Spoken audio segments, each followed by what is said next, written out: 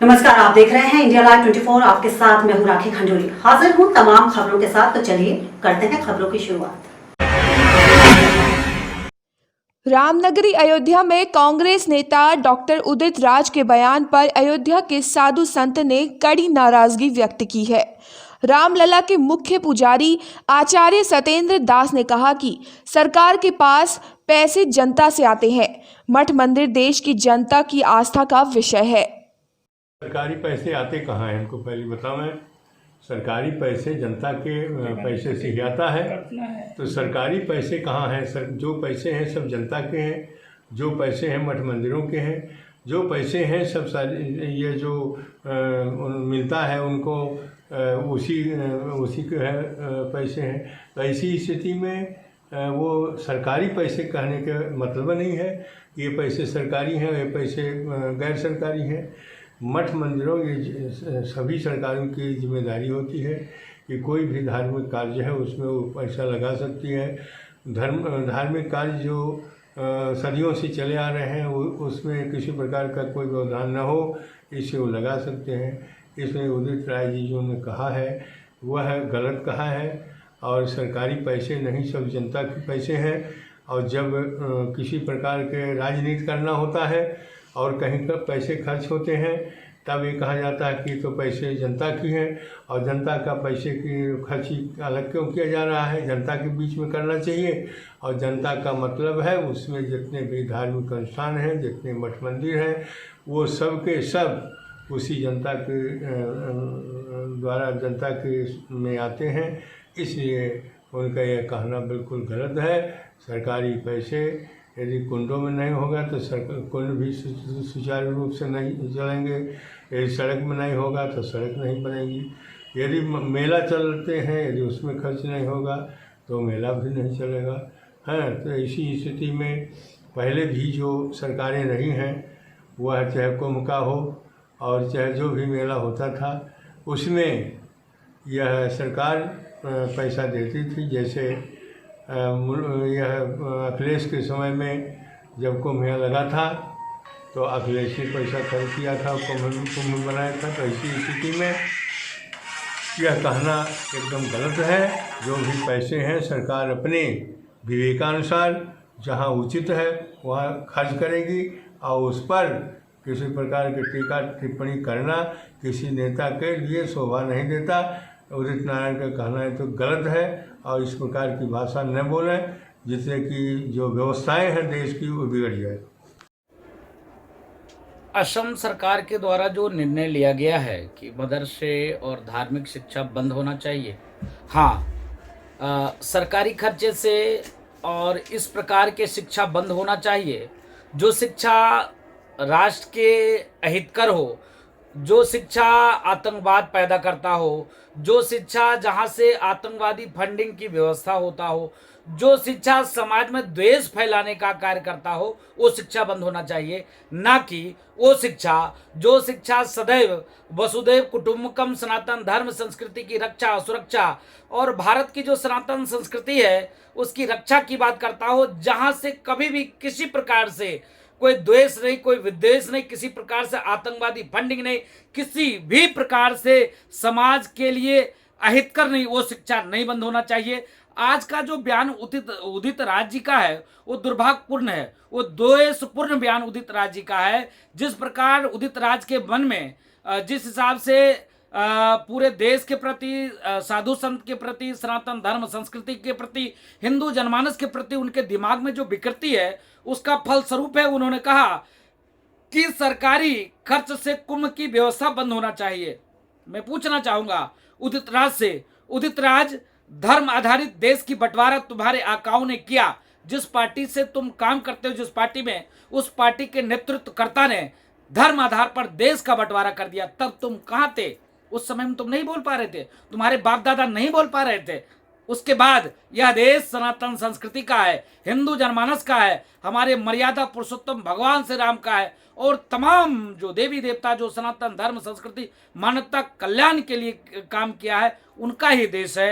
इसके नाते संस्कृति संस्कृत और साधु संत के ऊपर बैन करने की बात तुम मत करो, नहीं तो तुम्हारी ये मूर्खतापूर्ण बात मानी जाएगी।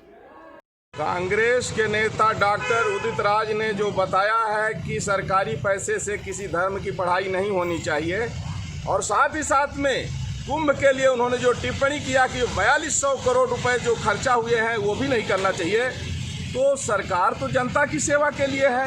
कुंभ में पूरे देश के श्रद्धालु जाते हैं, और अगर वहाँ जो है सरकार व्यवस्था नहीं करेगी तो भीड़ के मारा न जाने कितने लोग मर जाएंगे। तो इसलिए डॉक्टर उदित राज का यह जो बयान है यह गैर जिम्मेदाराना बयान है, और इससे जो है तो मूर्खता का परिचय लगता है कि उनका जो है मानसिक संतुलन बिगड़ गया है। डॉक्टर उदित राज को ये नहीं कहते बना कि जो मदरसों में पैसा जा रहा है वो भी बंद किया जाए, जो मौलवियों को जो है तो दिया जा रहा है वो भी बंद किया जाए।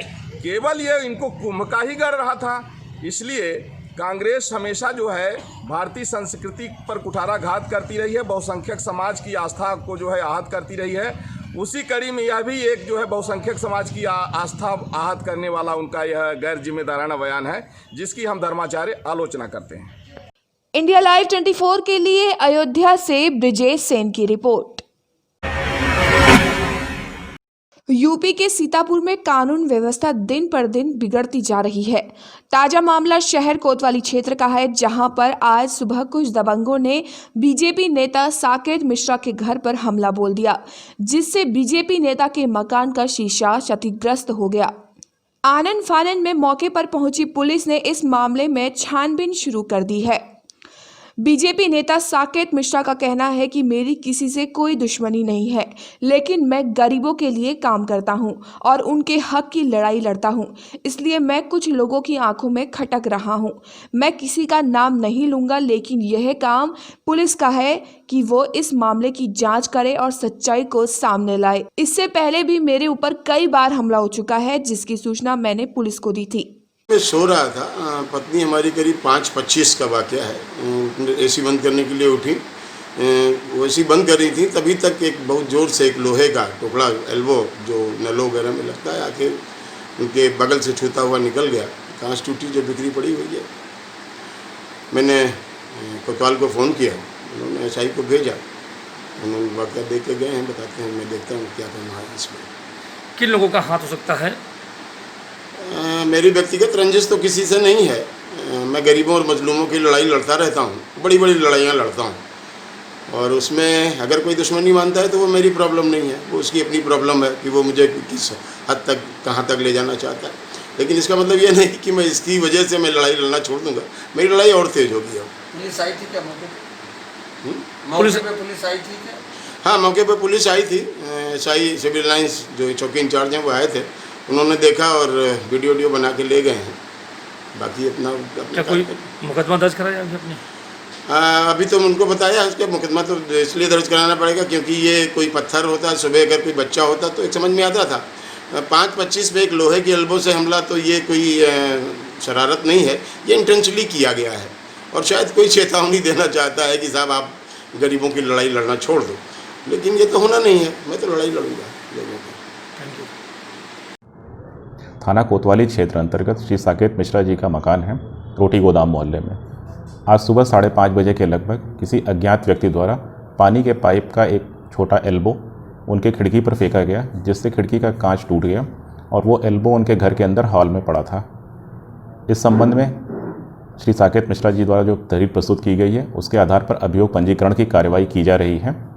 मेरे द्वारा और फॉरेंसिक टीम के द्वारा घटनास्थल का निरीक्षण कर लिया गया है। परिवार की सुरक्षा के लिए श्री साकेत मिश्रा जी के आवास पे 2 सशस्त्र आरक्षी नियुक्त कर दिए गए हैं। इंडिया लाइव 24 के लिए सीतापुर यूपी से अमरीश कुमार की रिपोर्ट।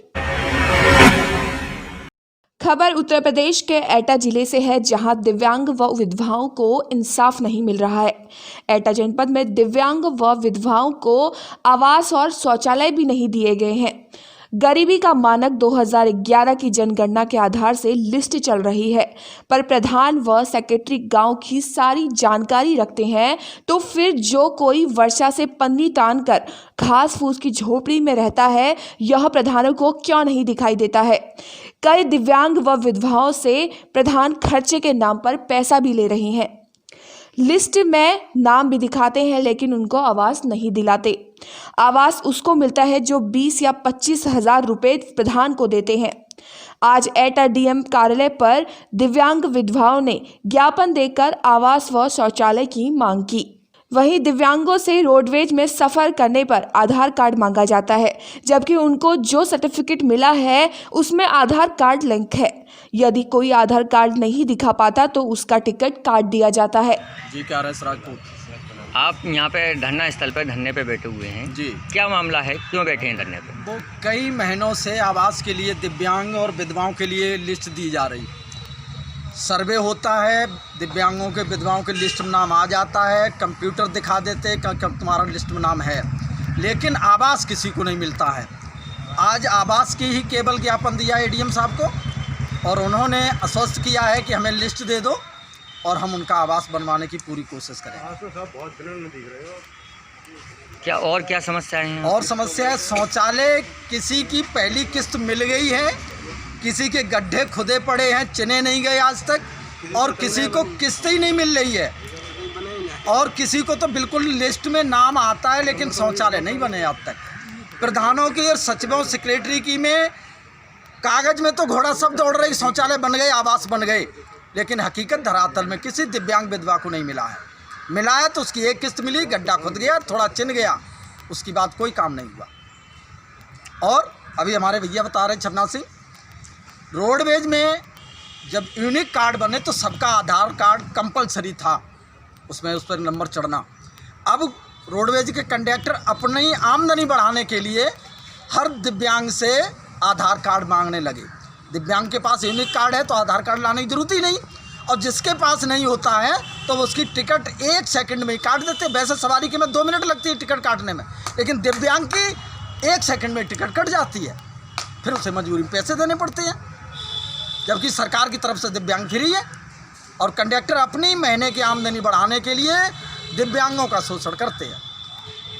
अभी आपने ज्ञापन एडीएम साहब को दिया, एडीएम साहब ने क्या आश्वासन दिया आपको? एडीएम साहब ने कहा कि हमें लिस्ट दे दो, मैं आपकी बहुत शीघ्र से, अलीगंज में तो कहा कि आवास अगर सिटी में चाहिए काशीराम आवास योजना के अंतर्गत तो मैं कल उपलब्ध करा दूंगा, लेकिन अलीगंज प्रॉपर का कोई ऐसा नहीं है जिसे हम आवास वहाँ दिला दें। हैं तो गांव के हैं सब लोग, जो जिन्हें आवास चाहिए तो वो वहाँ रह नहीं सकते हैं। इसलिए इंडिया लाइव 24 के लिए एटा से आमिर खान की रिपोर्ट। भागलपुर में नाथनगर, भागलपुर नगर, बिहपुर, गोपालपुर और पीरपैंती में दूसरे चरण में होने वाले चुनाव के लिए तमाम राजनीतिक दलों के प्रत्याशियों के साथ साथ दर्जनों निर्दलीय प्रत्याशियों ने आज अपना नामांकन कराया। इस दौरान सभी पार्टी के प्रत्याशियों के समर्थकों ने कोविड-19 के लिए जारी गाइडलाइन की धज्जियां उड़ाई। मेरे मन में आया कि मैं वापस फिर एक बार इस रणभूमि में आऊं और मैंने जो काम किया है पिछले 5 सालों में उसका मेहनताना मैं इस शहरवासी से, यहाँ की जनता जनार्दन से मांगूंगा कि मुझे अपनी मजदूरी दें, और पुनः अगर आप मुझे मजदूरी देते हैं और मुझे मौका देते हैं, अपना जनप्रतिनिधि चुनते हैं, तो मैं उससे जो पहले अपनी ऊर्जा से काम किया हूँ उससे अधिक ऊर्जा से इस शहर का विकास करूँगा। ये मेरा दृढ़ संकल्प है। परिचय दीपक भुवानिया, पूर्व मेयर भागलपुर। किस पार्टी से? निर्दलीय लड़ रहा हूँ मैं। विकास किए हैं, जो देश के गौरव को बढ़ाने वाले काम किए हैं, कि आज पुनः हम लोग देख रहे हैं, इस देश को पुनः विश्वगुरु बनते हुए देख रहे हैं। कई ऐसे ऐतिहासिक निर्णय हुए हैं इस देश के अंदर जो हम कल्पना नहीं कर सकते थे, और बिहार सरकार ने जो विकास के कार्य किए हैं, उन विकास के मुद्दों पर सबका साथ, सबका विकास, सबका विश्वास, इन्हीं मुद्दों पर लेकर हम चुनाव में आगे आएंगे। नाथनगर विधानसभा में पिछले कई वर्षों से और कई दफाओं से जो विधायक बन रहे हैं, मैं साफ तौर पर कहना चाहता हूं कि वो बदबू फैला रहे हैं और मुझे खुशबू को फैलाना है, इस गुलाब की खुशबू को फैलाना है। नाथनगर विधानसभा के 3 प्रखंड नाथनगर, सबौर, जगदीशपुर तीनों के तीनों अनाथ हो गए हैं। नेता जनता से विकास के नाम पर वोट मांग कर जाते हैं और विकास के स्थान पर वह विनाश को फैलाते हैं। वह जनता के सुख दुख में भागीदार नहीं होते हैं। जनता त्राहिमाम कर रही है। इंडिया लाइव 24 के लिए भागलपुर से श्यामानंद सिंह की रिपोर्ट। कानपुर के बर्रा इलाके में 2 पक्षों में मामूली बात पर विवाद हो गया, जिसके चलते एक पक्ष के लोगों ने दूसरे पक्ष के लोगों को बुरी तरह मारना शुरू कर दिया। इस दौरान कैश वैन कर्मी के साथ दबंग लोगों ने मारपीट की और उसका असलहा छीनने की भी कोशिश की, जिसका वीडियो सोशल मीडिया में खूब वायरल हो रहा है। Bureau report, India live 24, Kanpur. UP में एटा सैनिक पड़ाव में रामलीला का आयोजन 18 तारीख से किया जाएगा। कोरोना महामारी को देखते हुए लॉकडाउन 5 की गाइडलाइंस के मुताबिक ही रामलीला आयोजित की जाएगी।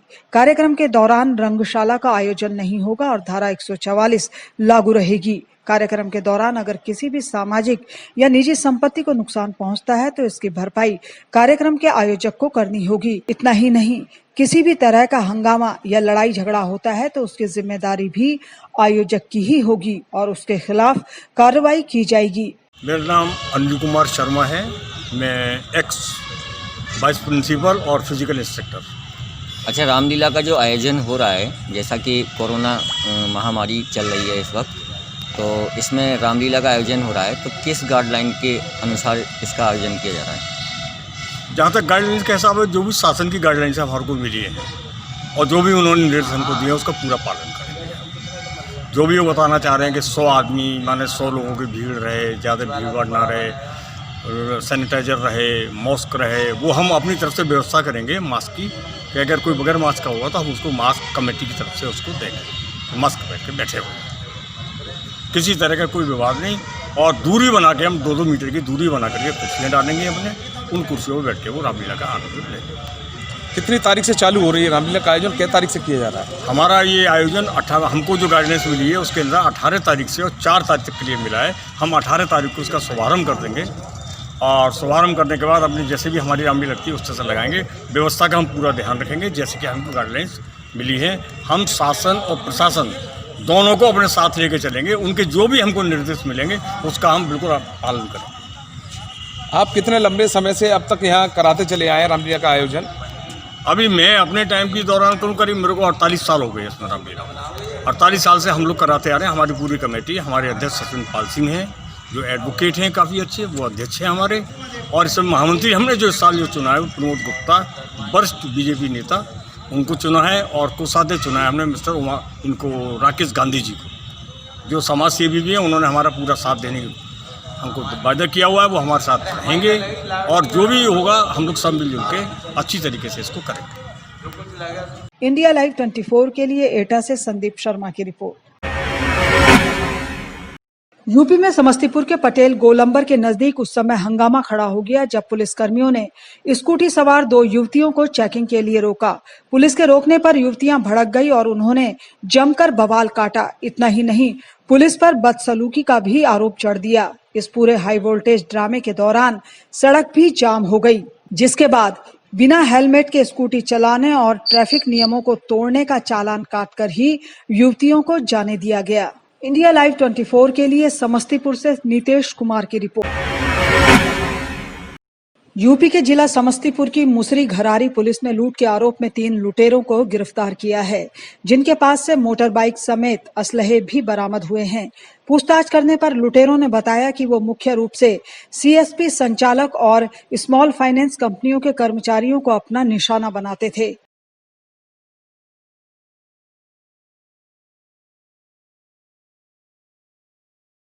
महत्वपूर्ण उपलब्धि मुसरी घरारी थानाध्यक्ष और सरायरंजन थानाध्यक्ष के द्वारा की गई है, जिसमें 3 अपराधियों की गिरफ्तारी हुई है, जिसमें से 2 पूर्व से अपराधी रहे, पूर्व इतिहास रहा उनका। ये लोग एनएच और उसके आसपास मुसरी घरारी और ताजपुर थाना क्षेत्र में फाइनेंस कर्मियों को टारगेट करते थे। योजनाबद्ध तरीके से ये लोग उसके एजेंट को रेकी करते थे और उसके बाद उसको पैसा छीनने का काम करते थे। तो सितंबर और अक्टूबर महीने में भी इनके द्वारा जो घटनाएं की गई थी उनमें से 3 का उद्भेदन हुआ है। इनके पास से घटना में प्रयुक्त हथियार जिसको दिखाकर ये करते थे वो, और इनका बाइक और कुछ रुपये जो इनके द्वारा छीना गया था, इनका मोबाइल, ये सभी कुछ बरामद हुआ है इनके पास से।